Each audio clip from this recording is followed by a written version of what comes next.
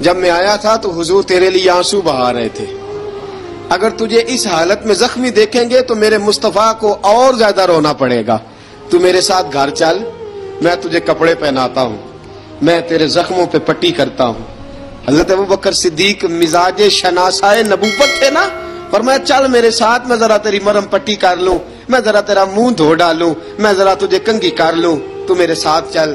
جناب بلال فرماتے ہیں جب سے پیدا ہوا تب سے غلام تھا، کبھی کسی نے میرے کپڑوں کی فکر نہیں کی تھی. مجھے تو امیہ 4 دن روٹی نہیں دیتا تھا. فرماتے ہیں جب میں گیا ابوبکر کے ساتھ، ابوبکر صدیق نے ایک چٹائی بچھائی، صدیق اکبر چٹائی کے اوپر میرے ساتھ بیٹھ گئے. فرماتے ہیں ابوبکر نے تیل منگایا، وہ تیل میرے زخموں پہ، ابوبکر صدیق نے وہ تیل میرے سر پہ، میری داڑھی پہ. فرماتے ہیں پھر کنگھا کیا. پھر ابوبکر صدیق نے ایک جوڑا منگایا، وہ کپڑے مجھے پہنائے. ابوبکر صدیق نے پگڑی منگوائی، وہ پگڑی کھول کے میرے سر پہ بندھوائی. فرماتے ہیں ابوبکر نے مجھے تیار کیا، فرمایا تو آج جا رہا ہے در رسالت مآب پہ، در رسالت مآب پہ. آج تو پہنچ رہا ہے حضور کے دروازے پہ، بن کے جوگن مدینے نو جاواں گی میں، جو بیتی نبی نو سناواں گی میں. حضرت جناب سیدنا، اور وہ کسی شاعر نے تو بڑی شاندار بات کی، اس نے کہا بڑی امید ہے سرکار قدموں میں بلائیں گے، کرم کی جب نظر ہوگی مدینے ہم بھی جائیں گے. اگر جانا مدینے میں ہوا ہم غم کے ماروں کا، مکینے گنبد خضرا کو حال دل سنائیں گے. حضرت بلال حبشی رضی، ان کے دل میں بڑی امنگ تھی آج جاؤں گا در رسالت مآب پہ. ملا رومی لکھتے ہیں کہ جناب سیدنا صدیق اکبر نے سجایا سوارا، جناب بلال کے آنسو رکتے ہی نہیں. کہا باپ ہوتا ہے جو خدمتیں کرتا ہے. میں نے آنکھ کھولی تو باپ کا سایہ تو میں نے دیکھا ہی نہیں. اور فرمایا ماں تھی تو ماں جب بھی میں کام کر کے آتا تھا تو مجھے دیکھ کے میری اماں بس رو دیا کرتی تھی.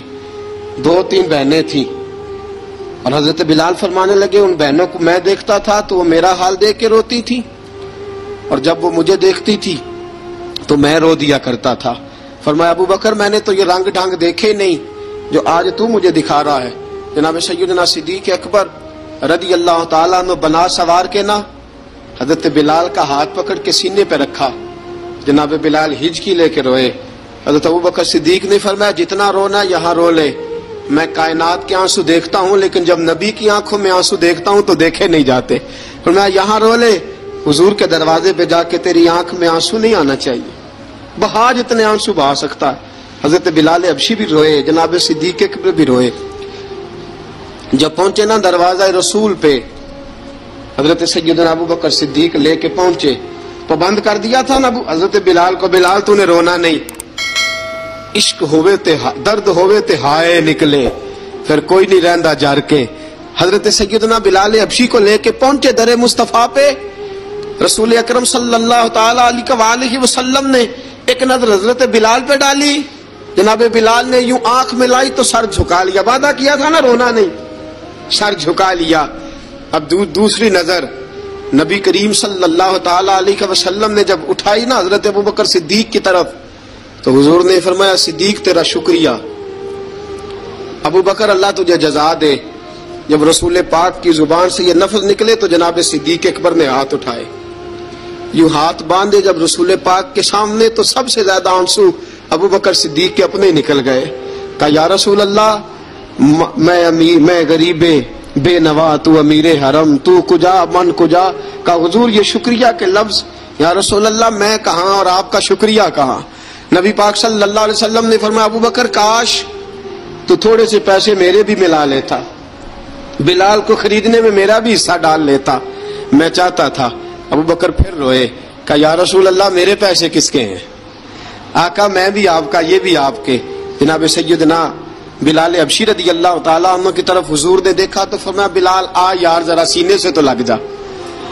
اب حضرت بلال دوڑے جب رسول پاک کے سینے سے لگے تو ایک جملہ میرے محبوب کی زبان سے فرمایا بلال تو نے بڑی سختیاں برداشت کی ہیں، تجھے میرا اللہ ہی جزا عطا فرمائے گا، تو نے بڑے دکھ دیکھے ہیں.